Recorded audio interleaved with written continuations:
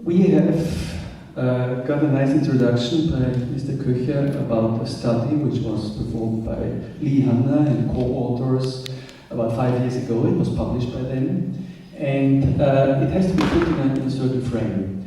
That was a study that looked into two scenarios. One is a scenario that we call the RCP 8.5. I will come back to that. I will actually force you to get a little bit around with some numbers and some technical explanations.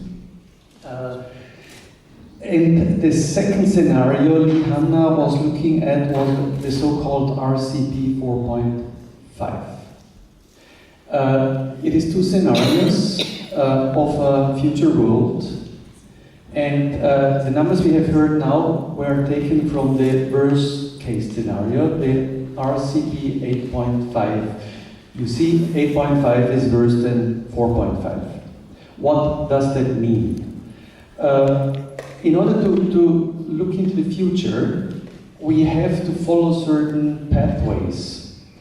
And that starts with a socio-economic technological pathway to see how the society, global society, is developing. That results in an emission pathway or emission scenarios, which say if society behaves like this or that, with this and that technological and economical structures and measures, it will emit such and such an amount of fossil fuel based CO2 mainly. It's not only CO2, but the main driver in the whole thing is the CO2. And that results in then something we call the radiation forcing scenario. You have to take this CO2 like downs in a down jacket or in a sleeping bag.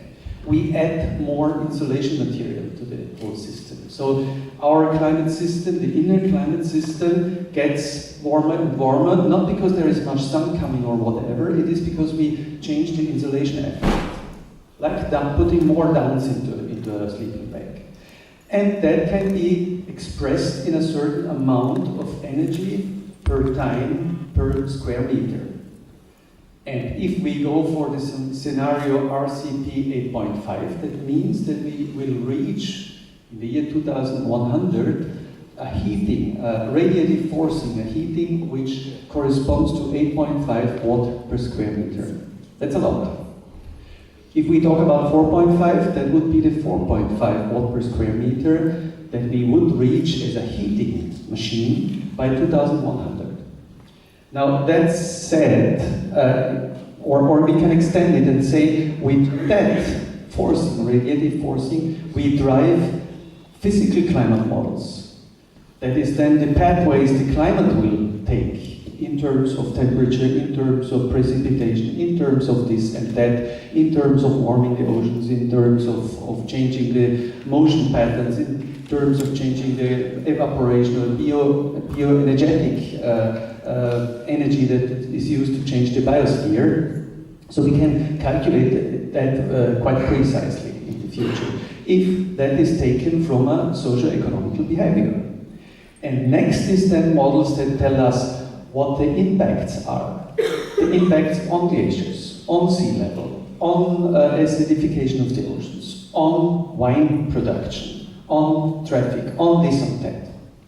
So that is the chain of models we have, from the socio-economic behavior to the emission, which is automatically then a result, to the radiative forcing, to the climate system that changes with more energy, to the impacts which result from such a change of the climate. And now I take two, so to say, windows out of the history of climate change research. And that is a report, first of all, the so-called IPCC AR5, that was the assessment, the fifth assessment report that the Intergovernmental Panel on Climate Change has produced in 2013, and which led then to the Paris Agreement in 2015. In 2013, in that report, we were presenting, I was a member of the writing team for the second time in this IPCC assessments. We were presenting to the world and to the governments, so to say, which had ordered, 196 governments had ordered this report, had approved this report, had brought it into the Paris conference in order to agree upon this and that. We know that, I'll come back to it. There was a representative or a radiative forcing of 2.6 watt per square meter, which we are allowed to reach by 2100. And that corresponds with kind of a magic number the public is always using. It is this 2.0 degree warmer than pre-industrial. That is what you can read since decades, or actually since about 2 decades in the newspapers, and that's how also we convene somehow our knowledge. That would be a number, it's a bit of a mystic number. It's not a precise number which tells us very much, but it roughly would tell us that we would be over with the warming by 2100, with the exception of sea level, because the sea level has a strong delay. Ice does not melt immediately. The sea level would in a 2.0 degree warmer will still rise by about 1 meter in average, 0.8 to 1 meter average. That would mean 6 to 7 meters in some regions of the Earth, and that's all the small islands, the tropical regions. Now that was the radiative forcing number 1. The radiative forcing number 2, 4.5 watt per square meter, the more moderate scenario that Lihanna has presented, the results of that, would be kind corresponding to all the promises the governments had given in Paris. It would go toward the 3 degrees warmer world than we had in the pre-industrial time, 3 to 3.5. Then we have this 6.0 watt per square meter that would go toward a Paris reality. So what has been really then promised by or brought into further negotiations by all the governments. We would be at around 4 degrees warming, even more.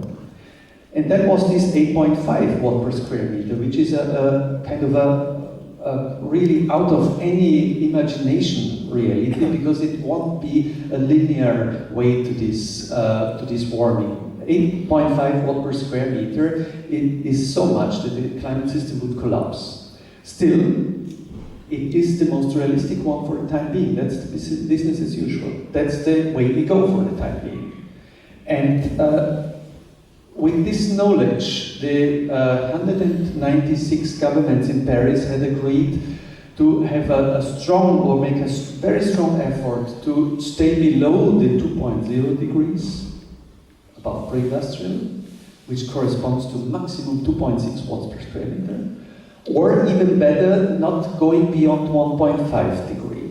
And that was requested by the small islands. And when I came to Paris at the end of the first week of negotiations, I met one of my colleagues and he said, we have now the 1.5 on the table. We were not prepared for that. But that is just miraculous. Great. And throughout the second week, while I was there, it was weakened down the entire contract, and the contract finally came up with saying something in between 2.0 and 1.5 degrees as a target to be reached. And that, in order to allow the small island states to accept these agreements, they said, of course, you can have that agreement, but we need to get a new report out of the scientific community which tells us what is the state of art. The state of art is 1.0 degrees. What is telling us, or what do we expect in a 1.5 degree world? All small islands will be gone by in a 1.5 degrees world, just under brackets. And what is the difference toward a 2.0 degree world? And that is now has come out on October 8th. It was the special report, a small report, special report on 1.5 degrees, as it is called. And this is the probably most important report that the Intergovernmental Panel on Climate Change has ever produced, and it will not be a better one. There will be better ones, but they will come too late. The message which we got from this report is that we have reached 1 degree already. It was 0.8 during the Paris negotiations. So another 0.2 degrees have been increasing by then. Now we are in a 1.0 degree warmer world than we had been before. It also tells that we will have detrimental effects on the entire system and the society if we go toward a 1.5 degree. And it would be, to a high probability, irreversible processes being initiated if we go to the 2.0. I'm coming to an end very soon. I'm stretching too long.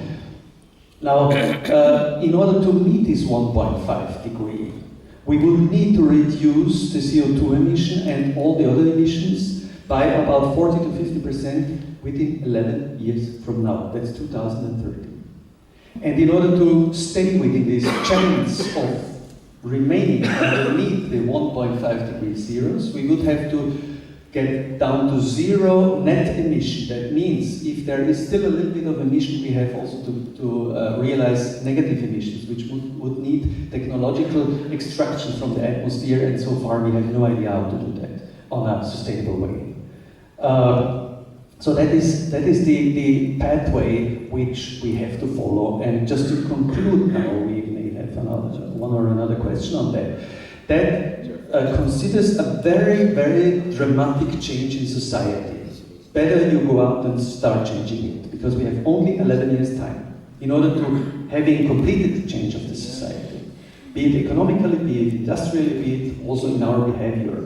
It is very urgent now, but we have still a window. 2 months ago, the scientists, my colleagues, nobody had a hope that we would stay in that. So we have to change the society. If we do not change the society will be changed by another reason. Yeah? It will be changed by the climate change.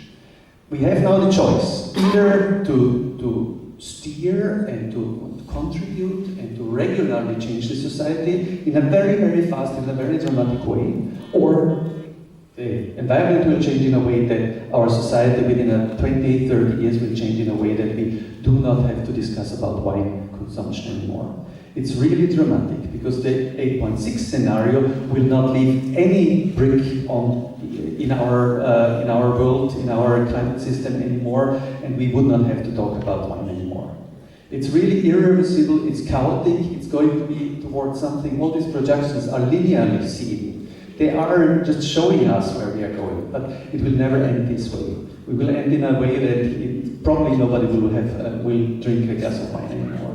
That is the two options we have. Insomma, dobbiamo